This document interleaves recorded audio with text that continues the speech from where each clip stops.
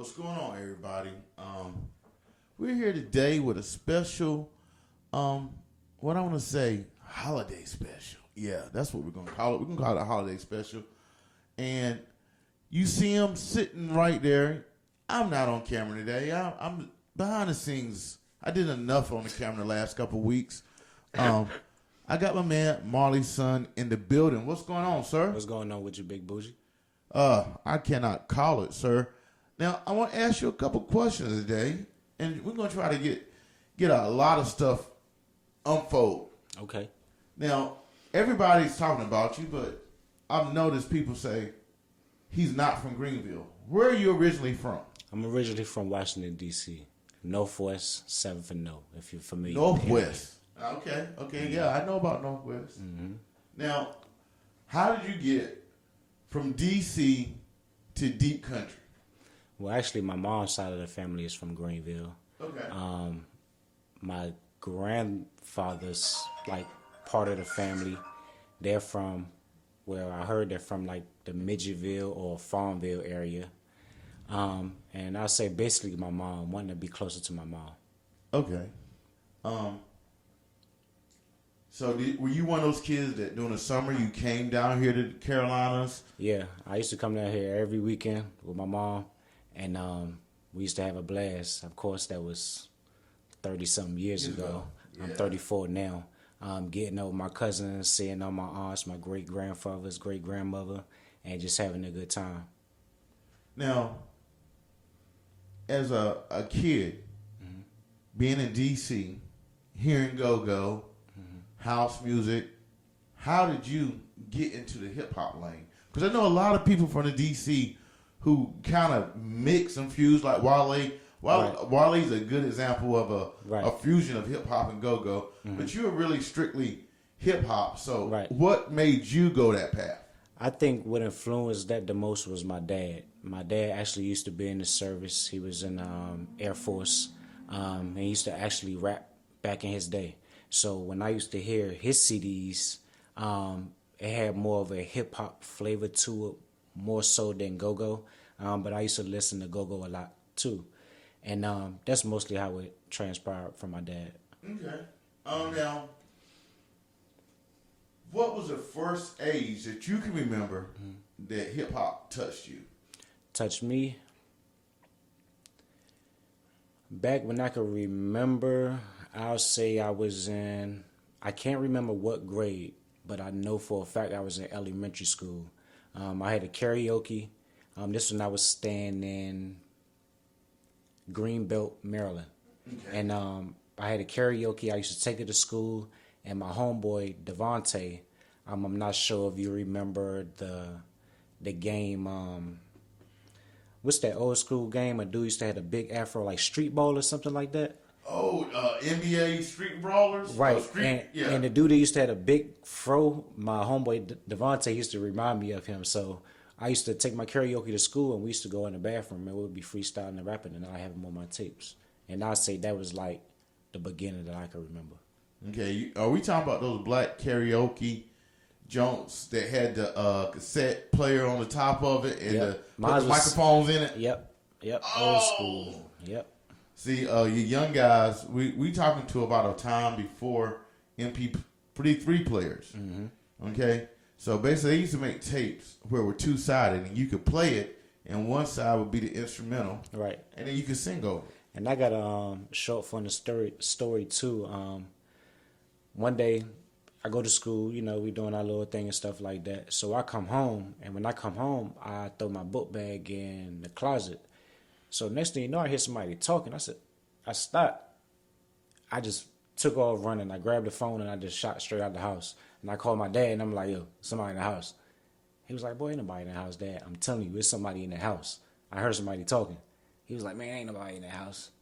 So I finally got the courage to walk in the house, and to find out it was the karaoke that done cut on in my book bag. Yeah. Oh. And I thought somebody was in the crib. Well, I since we're sharing karaoke stories, I didn't have a karaoke. I had the 4-track. Mm-hmm. So it basically took, I guess, a tape and made the left and right channels, and it will break it into 4 tracks. Uh-huh. So we had this 4-track, and me and my man, we wanted to work on some music, and well, we didn't have any cassettes. Mm-hmm. My mother, she collected pastor sermons Okay. on cassette. Mm-hmm. And she would go and drive to record a pastor. Right. So we said, hey, she's got thousands of tapes. Mm-hmm. We can just take one tape Mm-hmm. and record over it and do our song. Right. Because you remember when you finished, then you just played it out. And sometimes the tape would play regularly because it didn't really record over what was already there. Sometimes Right. it would. Mm-hmm. So my mom had some people come down from the city, and she said, hey, I heard Reverend so-and-so in Atlanta, Georgia, give a pat. I got a tape. Hold on. Mm-hmm. She went and got that tape, and she put in that cassette thing. And all she heard was rapping, motherfuckers and bitches and hoes. And I heard, you know how your parents say that name, they don't say that. She was like, grandson. I'm Right, like, oh, right. time to go. She already knew. She already knew. But yeah, back then that was a way that we really, those 4 tracks, karaoke, was a way that we really started breaking into the sound barrier of music. Right. Now, what was your next piece of your next move after the karaoke? After the karaoke, to be honest, I stuck with that karaoke for a long time. It wasn't up to some years back that I started really like getting into the studio. So I say that was my probably most valuable piece of equipment for a long time was the karaoke. Cause that's how, like you say, you throw that tape in there, you put it on record. It's pretty much, to me, was more simpler than a computer. I didn't have to have all that music equipment and, things that they got out now. So it was like a plug and play and just keep going. Okay. Now, when you got in high school, where was hip hop at in your mind? Music, hip hop, entrepreneurship. Music, hip hop, entrepreneurship. At that particular time, I really wasn't thinking about music, to be honest. But I used to listen to a lot of Cameron, like Dipset. That's when, the Locks, Jay-Z. That's when Jamie Foxx was even switching up and doing his thing when he did Ray Charles album. Okay. And that was around that time right there. That was early Kanye, early Yep, Dipset, yep. early what other State Property. Yep, that was that time. A lot of them. That's what I listened to a lot of them around that time.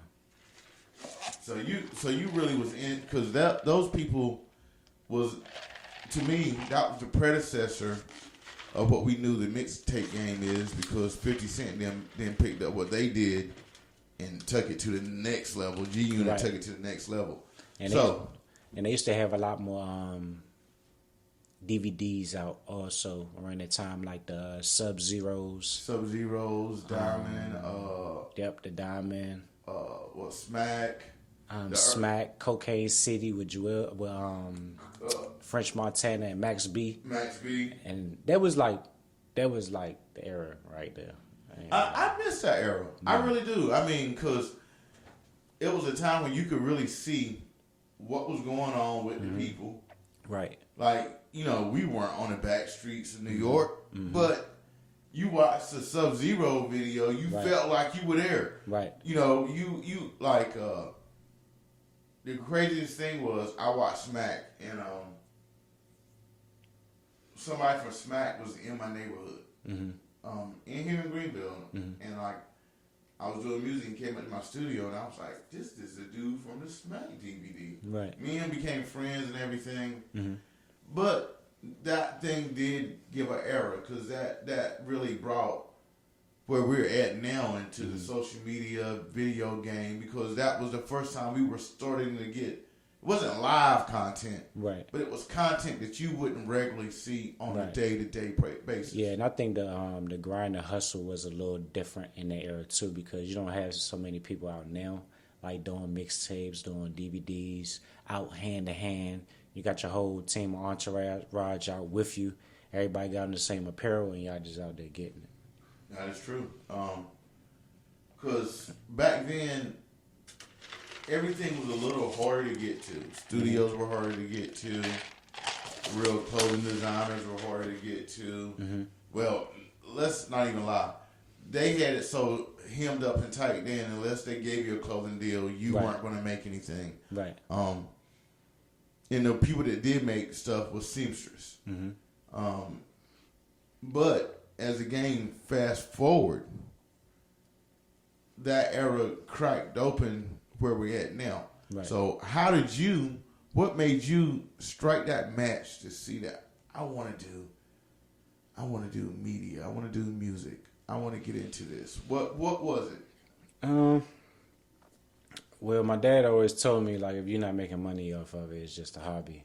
And he told me that a long time ago. And when he did tell me that, I guess it kind of hurt my feelings a little bit, man, because, you know, everybody got a dream of doing something. And that's something that I'm real passionate about. Over time, like I said, I just started releasing music again a couple years ago. And I just feel like every individual got a story to tell. There's just my side of the story and how I express it.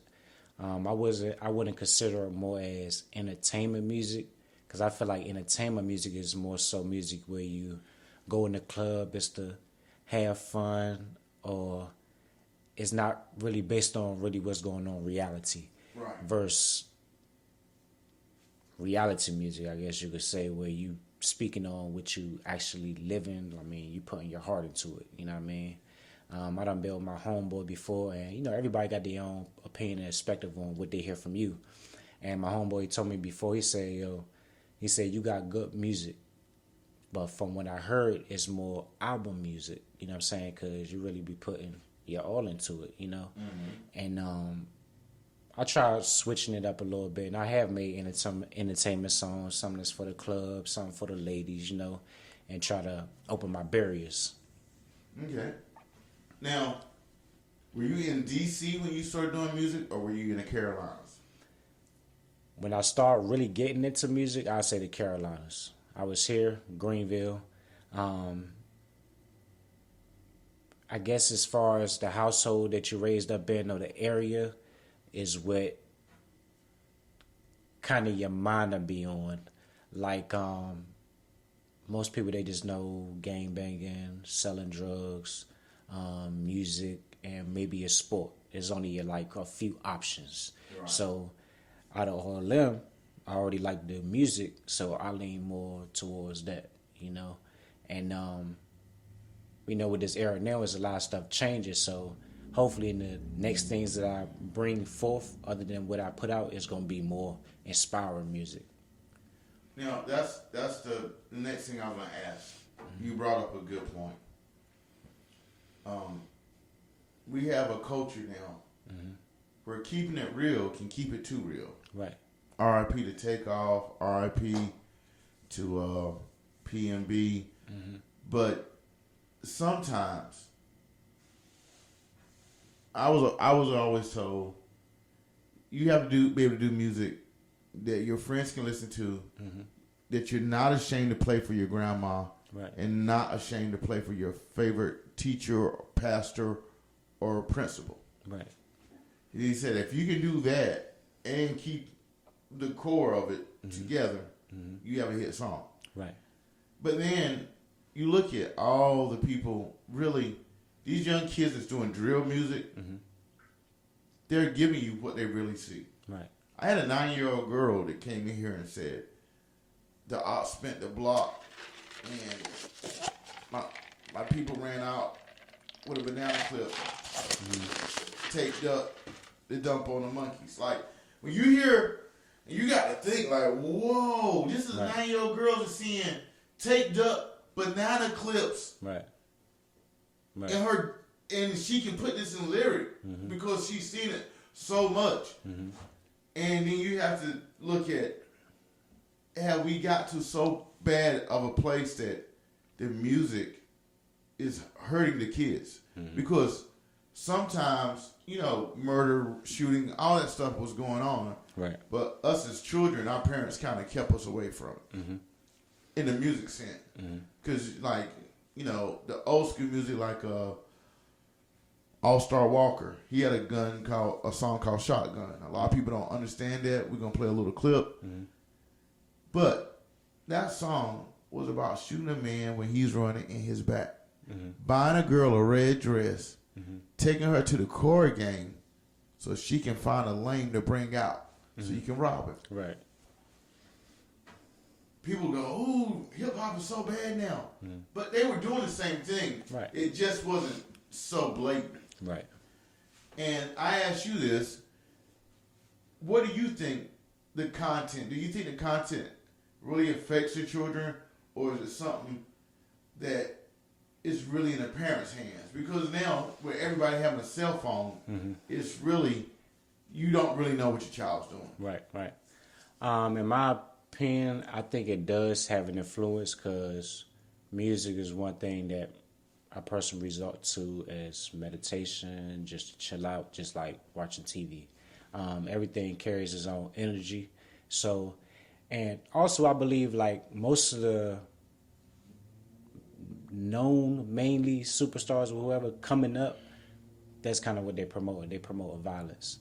And I'm going to say, for example, NBA Youngboy. Everybody know what his music is about. So when you have somebody that's a big influence like that, it carries a lot of space. It carries a lot of area.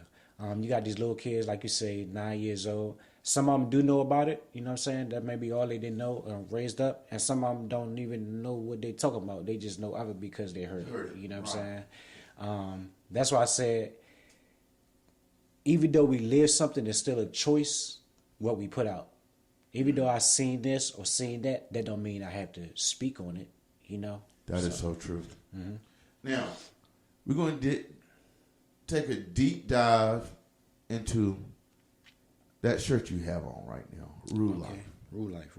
Now, as I was getting ready for this podcast, I had to go and start digging the information up on you, and I found out something.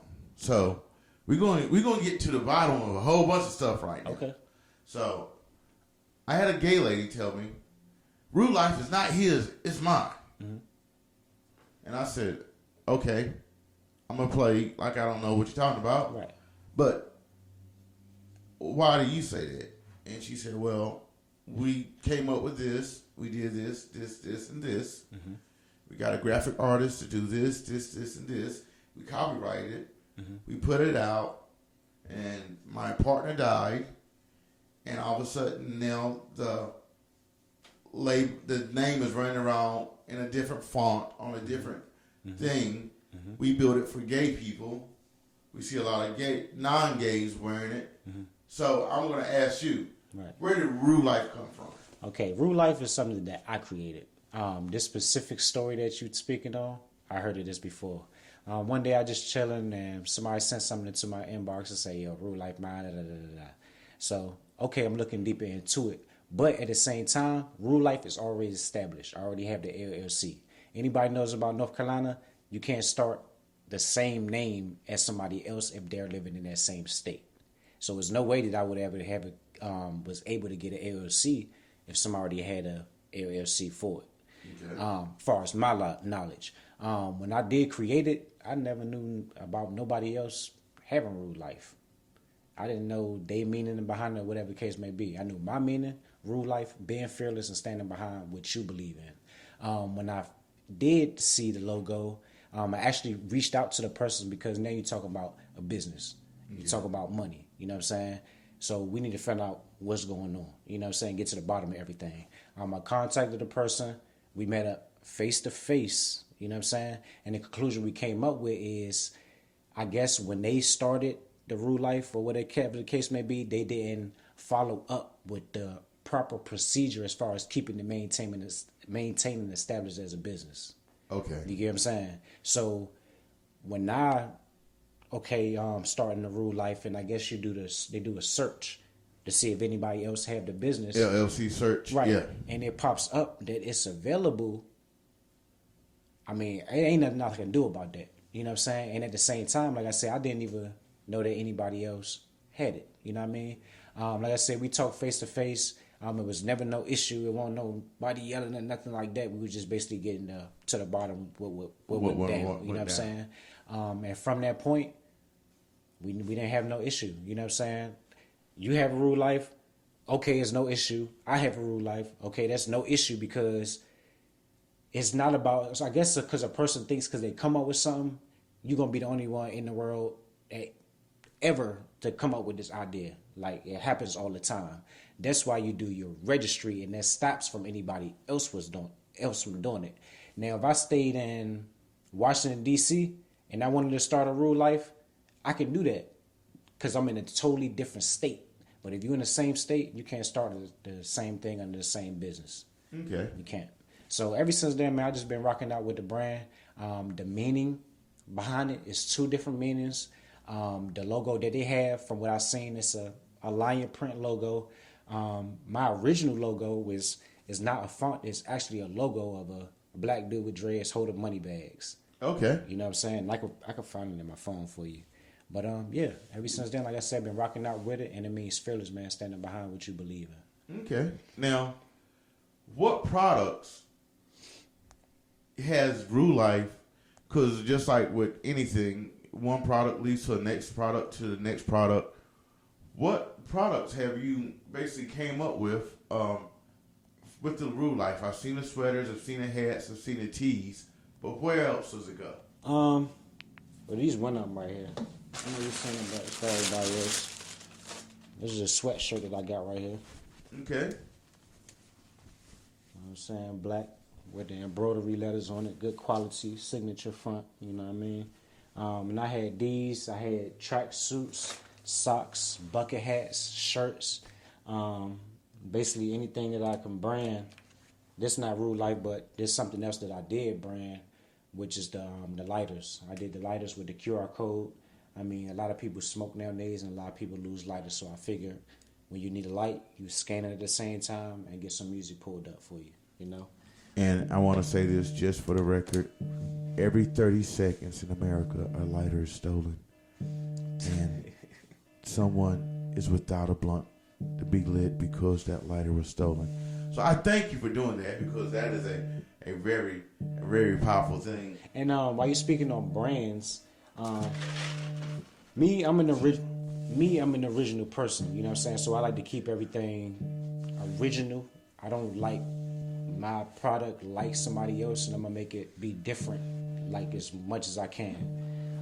So what I did was I started another line. It's called Marley Sons Trap Pack, and this is one of my rolling trays right here. Rolling trays. Yep, this is a rolling tray right here, and it's self-explanatory. Marley Son, which is my self trap pack. Trap doesn't mean you gotta necessarily be selling narcotics. You could just be hustling on your grind, you know, trapping. I did the rolling trays. The rolling tray and the ashtray. You know what I mean? And I had the lighters to them. I had the grinders. You know what I mean? So it was basically like a smoke line.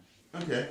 Now, the name Marley Son, where did you get that name from? Marley Son created myself. Okay. You know what I'm saying? I'm a big fan of the reggae culture. I'm Rastafari and myself. I always been a fan of Bob Marley. You know what I mean? And yeah, that's how I came up with Marley's son, but not actually his son, S-O-N, but S-U-N, like the son. Son. Okay. Mm-hmm. Now, I always ask people this, and I know it's a weird thing to ask. Where do you see yourself, not in 5 years, not in 10 years, but 25 years? See, because anyone can tell you what they're going to do in 5 to 10 years. Right. But 25 years. Where do you see your brand at in 25 years? In 25 years, I would like to have my brand established to the point where I'm just getting paid for it. I already want to have my teams set up. Everybody have their position. Everybody know what to do. I'll be 34, 44, 54. I'll be about 60 years old. About 60. I definitely want to have my own land. I want to have my own home, businesses established, and basically a secure foundation for my daughters and family. Okay. Now, we're gonna step out. So we got the music, we got the clothing. Now we're gonna talk about the next thing, the movie. Okay. Now, a lot of people don't know this. I cameoed in your movie. I was in it. Where did the idea come from? Because I used to love the old classic hood movies. Like, to this day, if I'm somewhere and Shotas comes on, you don't gotta worry about me doing nothing. Classic. If I'm somewhere and one of those old, and I'm talking about like that old like Dolomite type 70s movies that really don't have a plot. It's just they shooting, selling drugs, and ganging. That's all it is. Right. I'll sit down and watch that thing 2 or 3 times. Right. Because it's like authentic. Right. So what made you want to come out with your own movie? And I'm not going to call it a hood movie. I'm just going to say an indie movie. What made you come out with an indie movie? What made me come out with my own indie movie is basically planting a seed in a different area. I already do music, so I say, okay, how else can I incorporate my music in a different way? Everybody look at videos, everybody listen to the radio or on YouTube. So I say, okay, maybe I could show a short film and incorporate the music in there, and that'll give me twice the promo. Also, other independent artists that's in the same genre of stuff that I do also.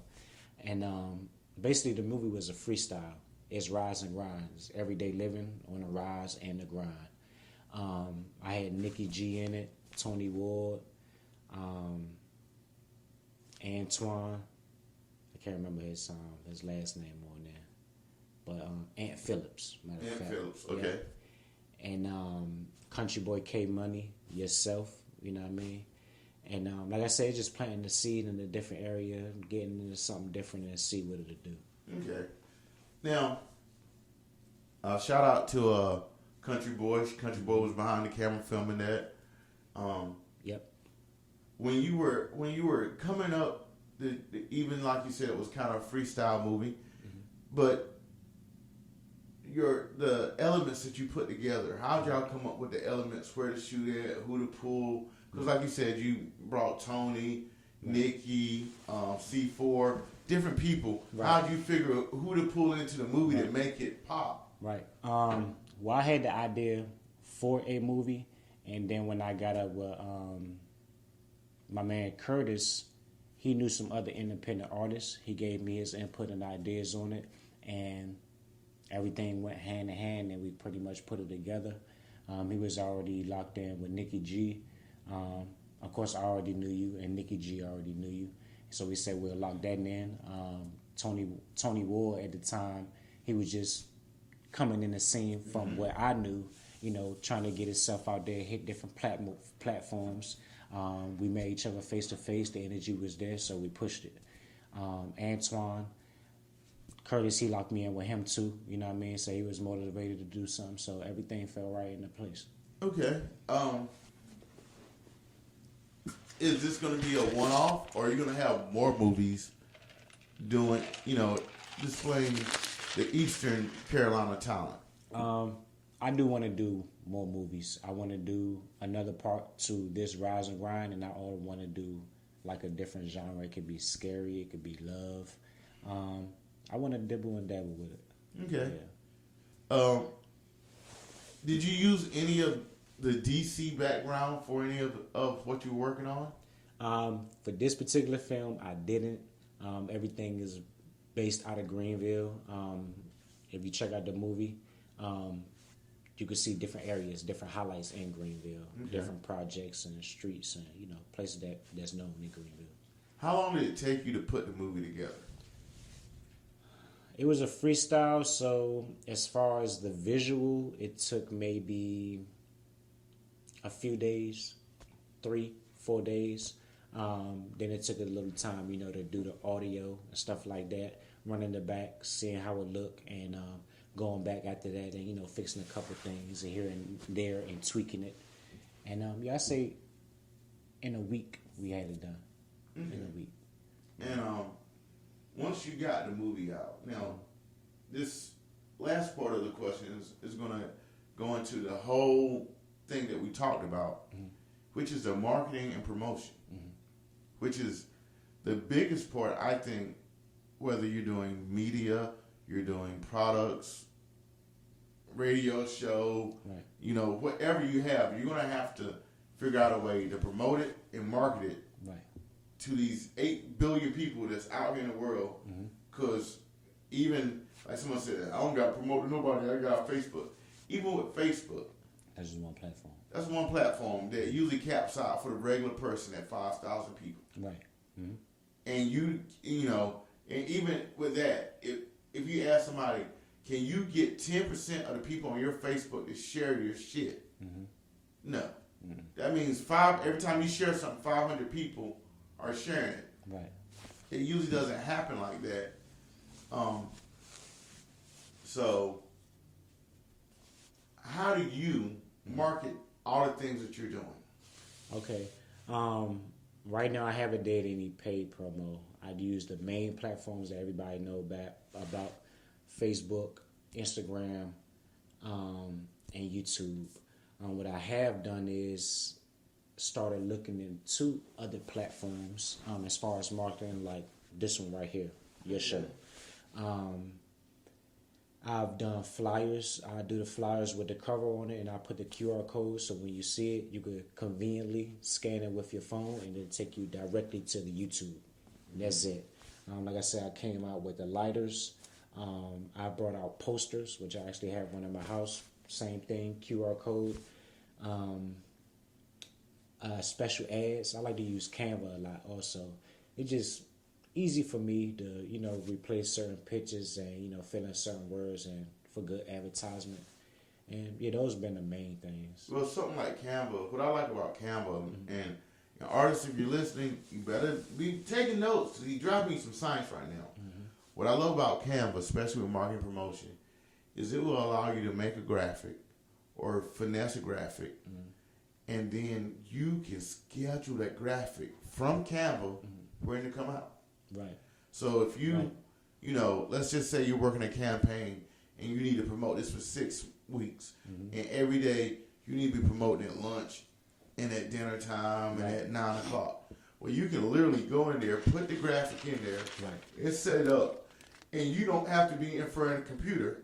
Just like with me, a lot of people say, and you can ask my son or anyone, they'll be like, hey, he's in front of the computer. He's on Facebook all the time. I don't be on Facebook. I'm probably watching something about history or something. Right. Making music. But my Facebook is on and it always looks like I'm posting because I use something like Canva that posts for me. So I schedule out my posts so that I can hit certain demographics. Because we all know different times bring you different demographics. Right. You gotta definitely be your own marketer. You can't. I just don't solely depend on somebody else promoting my stuff. And what I do is, like, for example, for the Rise and Grind on Canva, I'll make it look like the movie is being premiered that night. So I might say movie night tonight at 9 o'clock. Grab your popcorn, and it's like you gotta make it your own reality. Yeah, pretty much. And that's the thing that I think we as a culture, urban hip hop culture, we rely so much on the next man because that's how we kind of, Right. My friend's gonna share it, my family's gonna share it. But I'm gonna tell y'all this, and he can agree with me or not, but most times your friends and family are not gonna buy into it until the other people that don't know you buy into it. Yep. And once they buy into it, then you got a clothing line? Like hey man, you got a movie? Like I didn't know that. Bro, you was just you knew. You knew. But then it brings, it's like a conversation piece. Right. Now my next question is, when you're marketing, you're promoting, and are you looking for the next thing that you're going to do to promote? Are you looking, or are you just trying to figure out how to get my boat on this water and keep it floating and keep a little wind in my sail so I keep moving forward? Right. I'll say both. because we all definitely want to keep moving forward. And like my uncle always tell me, technology it changes all the time, and I'm the type that when I'm not doing something, my brain's still doing something. So I'm constantly thinking of ideas. How can I make something different? How can I catch a person's attention and keep it? Okay. Yeah. Now, with you doing music, video, clothes, marketing products, are you looking towards the future for your children? Do you want your children to pick up what you're doing and kind of, at least one of them pick it up and kind of keep it going after? Because, you know, like that 25-year plan, when you're 60, I don't see you out running with the camera. I don't see you, you know. Right. So that's your children and the grandchildren to handle it. And in our culture, a lot of times, I don't think we look at what we build as young men as something that our children and grandchildren will be able to run later, or we don't build. So have you looked at that situation? That's something that I definitely want my kids to do. Continue to keep the legacy going on. I am understandable. Everybody's not into the same thing, so because I want them to, don't mean that they are. But I will teach you the business from ground up, and you know when it comes time for you to make a decision if you want to or not, then they can pretty much go from there. But I want to establish where everything's simple, you know, no matter where you at. Like with my clothing line, that's one thing I want to do now. If I'm in Washington, D.C. with family or anything, I can have access online where I can still send out orders in that area, and I don't have to be necessarily in North Carolina. That's dope. Now, another thing, how do you feel about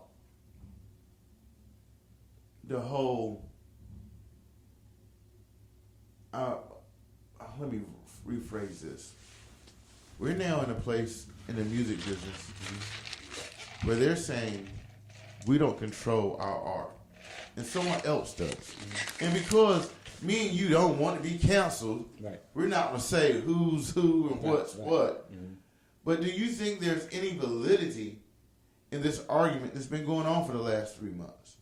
And if it is, how do we, as a local community, change it so that the people that comes up and goes to the next level doesn't have to go into that same box as Kanye and the rest of them that has to win into? Right. And I ask you this because you have a movie. Your movie, let's just say your movie blows up. Right. And then you have to be in front of these execs. And they say, hey, we like your movie, but we need some of this in it and some of this. And you're like, hey, this ain't how we live. Right. But this is what sells the movie. We want Nikki G to run up and shoot the hell out of the store. Well, Nikki G don't shoot people. Right. But for the movie to sell, and you look at people and say, I guess me being the person I am and being aware of that, I wouldn't do it personally, because now you're changing the form of my art. You want me to basically attract things of benefits for yourself, you know, and I feel like that's. I told myself next year I'm going to be releasing some new different things, less violence, definitely. You know, after you done been out there for so long, after you done been around it, it's like a person that done been in prison, he don't want to talk about prison, especially if you done did your time, you know, So true. It's time for a new direction, I think. And the kids that's coming up now under that NBA YoungBoy timeline, it ain't going to get no better, you know what I'm saying? Because when they feel like they're upset, that's what they're going to resort to the violence, which is being promoted. Right. And you know, to get out here, I saw a video clip with a female, and she made a point. She said, the black community is the only community that says the N-word in their music, referring to themselves. You don't have Mexicans running around calling themselves Spinks and all this. You don't have Jews, you know, making kite music. You don't have, and then you have to look at it, right? It's all like we don't know any better. Right. Because in this game, we're really children. Right. Because we're, you know, You got to really think. Jay-Z and Diddy, because Quincy Jones was an exec, but they kept him in a certain lane. He wasn't a major. He was a jazz exec. So there's a difference. Right. So when you get into this major thing, we're now really getting our execs. You know, your Kanye's, your Diddy's, your Russell Simmons. So we're new in this game. So now I be trying to tell young kids, rapping is not the big payday that you think it is. Producing is a better payday. Songwriting is a better payday. Publicist is a better payday than all of that. Right. But you need to learn the business. Right. Because that business is what's going to be able to change. Because if you're able to get into those boardrooms, Right. you know, it's kind of like when you got some kids and they be like, oh, Josh is fat. Josh is fat. Then you be like, hey, do you ever tell Josh that? He's so fat. Right. You know, they do a certain way with our music and our culture because we are not in the room. Right. You know, it's just like, let's be real. A woman will bash a man when he's not around to her girlfriends. Right. But if that man is sitting right beside that woman, Different story. it's a whole different story. Oh, I love baby. Right. Baby did everything. Yeah. Because you can't, there's something about us as culture. You have certain people, like Donald Trump, who will sit right in your face and say what he wants to say. And I respect that. So if you can do that, I can respect it.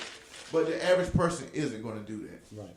So we have to put ourselves in those boardrooms and build these businesses up. And I commend you for building something that's going to last and have something for your kids, your grandkids, and down the road. Definitely. Now, the next thing is we have the media, we have the movie, we have the clothing. What do you feel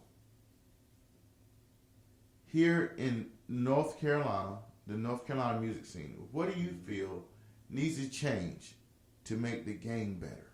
To make the game better?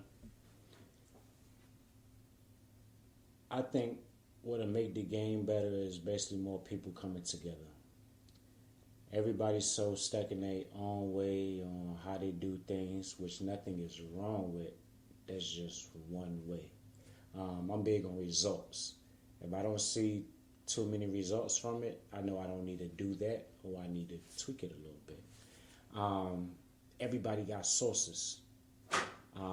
Bringing them sources together and basically creating something that's been already created. Because you got a lot of people in the area that's been doing music for a long time. You know what I'm saying? It's not saying that they're not good. It just maybe they're not saying by the right people. Maybe not going too much outside of the area. And I say basically more people putting their heads together, coming together, building their unity. Because I feel like, let's say for example, if I go to a car dealership, right, a Honda dealership, only type of car I'm going to be able to get from a Honda dealership is a Honda. But if I go to a dealership, I know when I go to that dealership, I have a choice of what I can get. So I just feel like it's a more possibility when you got a multiple instead of just one. You know what I'm saying? And Greenville got a lot of talent, man, so I don't doubt that nobody can make it. And the people that has made it and haven't come back, I say mostly because it's like it is how it is right now. Nobody don't want to see the next person go say, like, when I get a chance, I'm going, and I'm not looking back. Okay. Now, I know you got some shout-outs, some love to give out before we get out of here, because I know you deep in the game, so I know some people that's going to be watching and be like, yo, Marley didn't mention me. Right. First and foremost, I want to get a shout out to my little brother, man, Joel David Midget. I lost him in 2015, like right after I got out of prison. You know what I mean? Then I'm gonna give a shout out to my grandfather, Samuel Midget. He passed away this year, right before my birthday. You know what I mean? That's foremost. And I ain't gonna miss nobody, but shout out to all my friends, all my families, and all my loved ones that really care and that's really behind me, that support me. Shout out to my mom, you know what I mean? Strong individual right there. You know, everybody goes through their up and downs, you know what I mean? But no matter what, like, I'm always be behind her and have her back. And she one of my main motivations to keep doing and try to get us in a better position, man, and see something different. Now tell them, if they want to reach out to you, how does somebody reach out to you to get your clothing, where they find the movie at, and where they find your music at? If you want to reach out to me, you can check me out on Facebook. Everybody got that. Marley's Son 252, Marley space SUN, then the number 252. On YouTube, same thing, Marley's Son 252. Same thing on Instagram. If you want to check out my clothing line, again, that's Rule Life, and it means fearless, man. Standing behind what you believe in, and that's Rule Life 88 on Instagram. Got some music coming for y'all real soon. Like I said, something different, not so much as violence, but more so peace and love. There you have it. This is direct audio on Big Booty. This is Marley's Son. Catch us every Friday night at 10 p.m. Bringing you the latest and greatest hits, people, things, and anything that's popping off in the Eastern Carolina. Till next week, peace. One.